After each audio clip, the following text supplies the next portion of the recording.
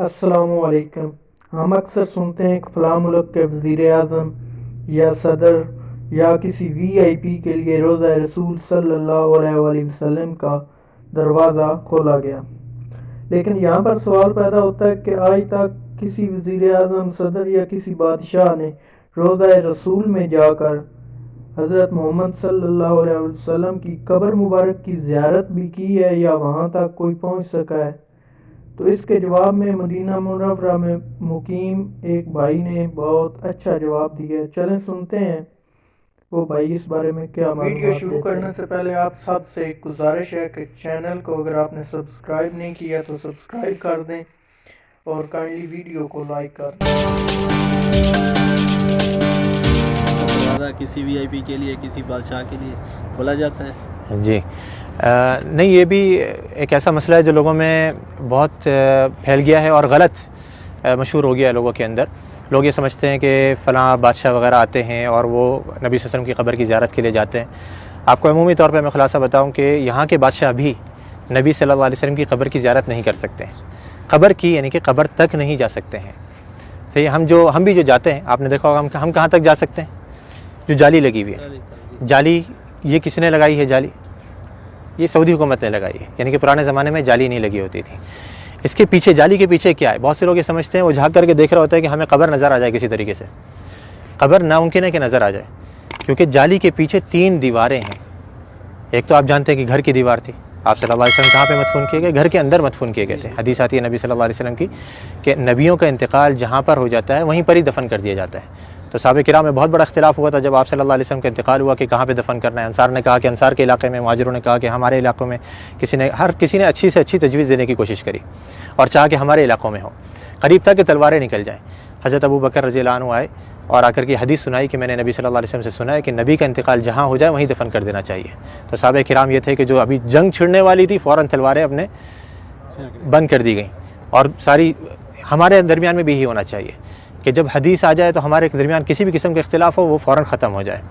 تو آپ صلی اللہ علیہ وسلم کو دفن کیا گیا کہاں پر؟ دیکھا گیا کہ آپ کا انتقال ہوا ہے حضرت عائشہ کے گھر کے اندر۔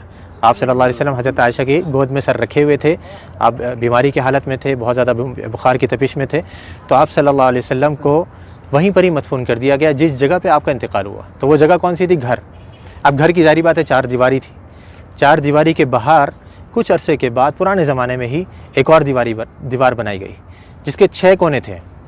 6 کونے یعنی کہ عام طور پہ 4 کونے ہوتے ہیں نا گھر کے دیوار کے، اس کے 6 کونے بنائے گئے تھے۔ یہ 6 کونے کیوں بنائے گئے تھے؟ پیچھے کی طرف سے، قبلہ بھی اس طرف ہے، جنوب میں، مدینہ کا جنوب میں قبلہ ہے، گھر ادھر ہے، گھر کے پیچھے کا جو علاقہ ہے وہاں پہ تیکون بنایا گیا تھا۔ جو دیواریں ہیں وہ تیکون کر کے بنائی گئی تھی۔ کیوں تیکون بنائی گئی تھی؟ تاکہ کوئی شخص جب نماز پڑھے تو اس کی سیدھ نبی صلی اللہ علیہ وسلم کی قبر کی طرف نہیں ہو، ادھر کوئی نماز نہ پڑھ سکے، تاکہ آپ صلی اللہ علیہ وسلم کی قبر سامنے نہیں آئے نماز کے درمیان میں۔ کیونکہ نبی صلی اللہ علیہ وسلم کی حدیث یہاں پہ لکھی ہوئی، آپ نے بورڈ پہ پڑھی ہوگی کہ آپ صلی اللہ علیہ وسلم نے قبرستان میں یا قبر کی طرف رک کر کے نماز پڑھنے سے منع کیا ہے۔ تو وہاں پہ یہ دوسری دیوار بنائی گئی۔ اب 2 دیواریں بنی ہوئی ہیں، تیسری دیوار ان دونوں دیواروں کے درمیان میں بنائی گئی، اس کے باہر نہیں۔ 2 دیواریں بنی ہوئی ہیں، ان کے درمیان میں یہ تیسری دیوار بنائی گئی۔ یعنی جیسے میں نے ابھی تھوڑی دیر پہلے ذکر کرا تھا کہ جو اندر گھر کی دیوار ہے وہ تو کچی ہے، اس کے اوپر گنبد نہیں بنایا جا سکتا ہے، تو گھر کے باہر کی دیوار پر یہ گنبد کھڑا کیا گیا۔ تو اب یہ 3 دیواریں ہیں، یہ 3 دیواروں کے اندر جو پہلی دیوار تھی، سب سے گھر کی جو دیوار تھی، اس کے اندر پہلے زمانے میں ایک کھڑکی تھی، ایک دروازہ تھا اور اوپر ایک روشن دان تھا۔ روشن دان وہاں سے ہوا ہے۔ کھڑکی اور دروازہ جو پرانے زمانے میں بند کر دیا گیا تھا، رہ گیا تھا روشن دان۔ وہ بھی کچھ عرصے کے بعد اس ڈر سے کہیں کوئی پرندہ اندر گر کر کے مر نہ جائے اور اس کی بسان بدبو وغیرہ اندر پھیلے، وہ بھی بند کر دیا گیا بالکل۔ تو اب کوئی اندر جانے کی جگہ باقی رہی؟ نہ دروازہ ہے، نہ روشن دان ہے، نہ کھڑکی ہے، تو بادشاہ بھی نہیں جا سکتے۔ ہاں اگر کوئی جن کو اللہ نے صلاحیت دی ہو کہ وہ دیوار پار کر کے اندر چلے جائے تو ممکن ہے، لیکن انسان نہیں جا سکتے۔ تو اب وہ جو لوگوں کو غلط فہمی ہوتی ہے وہ یوں ہوتی ہے، لوگ یہ سمجھتے ہیں کہ دیکھو ہمارے سامنے دروازہ کھولا گیا اور وہ بادشاہ صاحب یا فلاں وزیر اعظم جو اندر جا رہے ہیں، وہ جالی کا دروازہ کھولا گیا، وہ دیواروں کا دروازہ نہیں، وہ دیواروں کا دروازہ تو پیک ہے بالکل، اس کو یہاں کے بادشاہ بھی اندر نہیں جا سکتے۔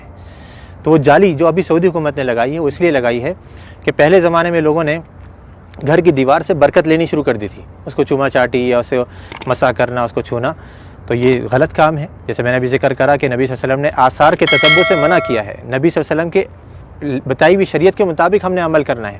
آپ نے کیسے سلام کرنا ہے نبی صلی اللہ علیہ وسلم کے اوپر, آپ وہ سلام کریں گے آپ کو اجر ملے گا, ثواب ملے گا. آپ نے جو سلامتی کی دعا کرنی ہے حضرت ابوبکر صدیق کے لیے, عمر فاروق کے لیے, اس پر اجر ملے گا. سنت کے کاموں پر آپ کو اجر ملے گا. لیکن دیواروں کی چوما چاٹی کرنا, یا جیسے بہت سے لوگوں کو دیکھا جاتا ہے مسجد نبوی کے در و دیوار کو ابھی بھی وہ اپنے رومال اتار کر کے اس پہ پھیر رہے ہوتے ہیں کہ اس کے اندر برکت منتقل ہو جائے, یا کوئی احرام کا کپڑا لایا ہوا ہوتا ہے, یا کوئی ٹوپی اتار کر کے اس پہ پھیر رہا ہوتا ہے. یہ سب غلط کام ہے. تو یہ پرانے زمانے میں جب شروع ہوئے تو اس زمانے کے جو علماء کرام تھے, لوگ کہتے ہیں نا یہ وہابی, تم تو اس زمانے کی پیداوار ہو, ہمیں بیچارے ہم وہابی کہتے ہیں, ہم تو اپنے آپ کو وہابی نہیں کہتے. تو یہ جو وہابیوں کے عقیدے ہیں نا, جو ان کی نظر میں وہ پرانے زمانے سے چلے آ رہے ہیں. تو اس زمانے کے اندر یہ دوسری دیوار بنائی گئی, گھر کے باہر ایک اور دیوار بنائی گئی تاکہ لوگ گھر کی دیوار تک نہیں پہنچ سکیں. اب وہ کچھ عرصے تک نئی دیوار تھی, لوگوں کو معلوم رہا کہ بھائی یہ تو نئی دیوار ہے, کچھ نہیں کرنا یہاں پہ. لیکن آہستہ آہستہ پھر نئی نسلیں آتی رہیں, وہ سمجھے کہ یہی گھر کی دیوار ہے. پھر علماء نے ایک اور دیوار بنوا دی. پھر آخر میں سعودی حکومت نے کہا کہ ہو سکتا ہے لوگوں کے ذہنوں میں یہ چیز رہے کہ دیواریں ہم بناتے رہیں گے تو سمجھیں گے گھر کی دیوار ہے, تو ہم جالی لگوا دیتے ہیں. انہوں نے جالی لگوائی, لیکن لوگوں نے پھر بھی نہیں چھوڑا. وہ جالی کو بھی چوما چاٹی کے لیے پھر آخرکار مجبوراً سعودی حکومت کو وہاں پہ پولیس والوں کو کھڑا کرنا پڑا, یا حیا والوں کو کھڑا کرنا پڑا, تاکہ وہ لوگوں کو سمجھائیں اور آرام سے بتائیں کہ بھئی یہ چیز غلط